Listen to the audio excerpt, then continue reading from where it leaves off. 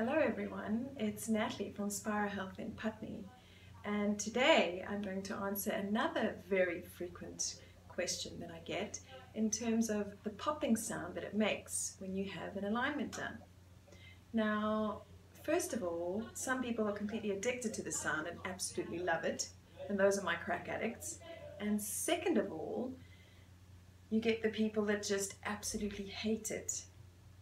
Lucky for you at Spirohealth, we do gentle work on the spine, so we obviously work with the spine and with your body in the way that it needs to work, and sometimes you don't even hear any sounds, but yet some massive changes are happening.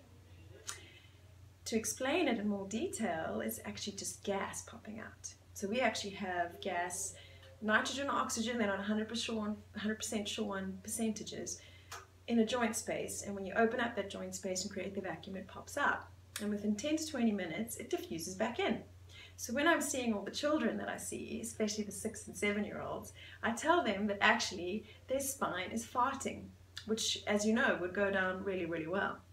So if there is any more questions and there's anything I can help you with, please don't hesitate to get in contact with me, and the email will be below.